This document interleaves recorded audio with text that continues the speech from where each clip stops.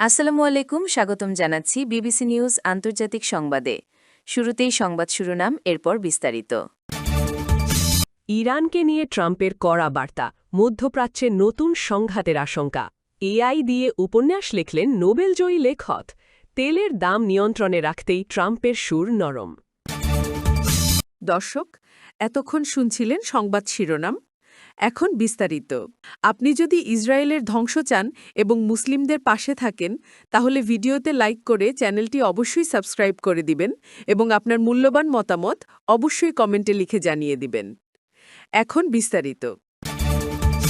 প্রযুক্তির অগ্রগতির ফলে এখন সৃজনশীল জগতেও বড় পরিবর্তন দেখা যাচ্ছে।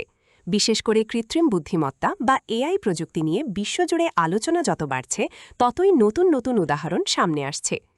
সম্প্রতি একজন নোবেলজয়ী লেখক এআই প্রযুক্তির সহায়তায় একটি উপন্যাস লেখার অভিজ্ঞতা প্রকাশ করেছেন, যা নিয়ে সাহিত্যপ্রেমী, প্রযুক্তিবিদ এবং সাধারণ পাঠকদের মধ্যে ব্যাপক আগ্রহ তৈরি হয়েছে।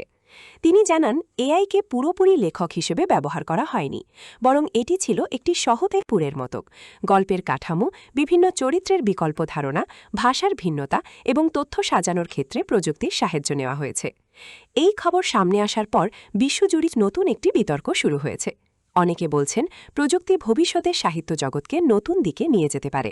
আবার কেউ মনে করছেন, মানুষের অনুভূতি, অভিজ্ঞতা এবং কল্পনা শক্তির জায়গা কখনো প্রযুক্তি পুরোপুরি নিতে পারবে না। প্রযুক্তি বিশেষজ্ঞদের মতে, বর্তমানে এআই শুধু তথ্য বিশ্লেষণেই সীমাবদ্ধ নেই, বরং সৃজনশীল কাজেও সহায়ক ভূমিকা রাখতে পারছে।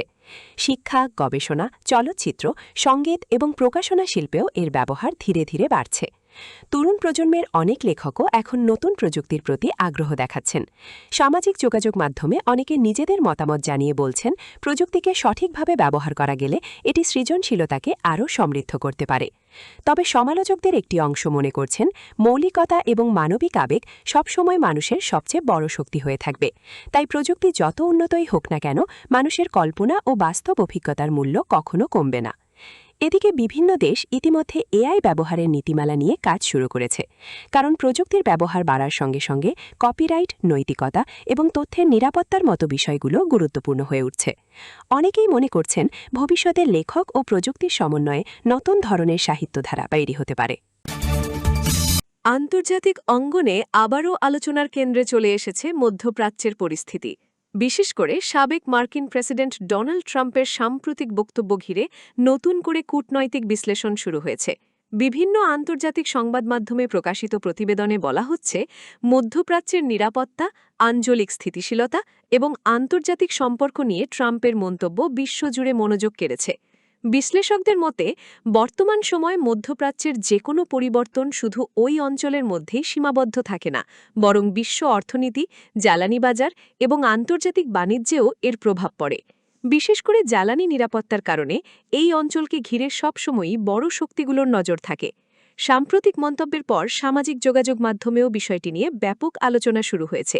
কেউ এটিকে কূটনৈতিক চাপের অংশ হিসেবে দেখছেন, আবার কেউ মনে করছেন এটি ভবিষ্যতের রাজনৈতিক অবস্থানের ইঙ্গিত হতে পারে।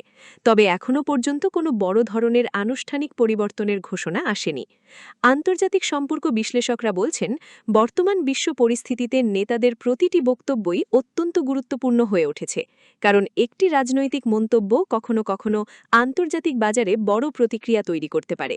বিশেষ করে মধ্যপ্রাচ্য ঘিরে যে কোনো আলোচনাই তেলের বাজার, শেয়ার বাজার এবং বৈশ্বিক বিনিয়োগ ব্যবস্থায় প্রভাব ফেলতে পারে।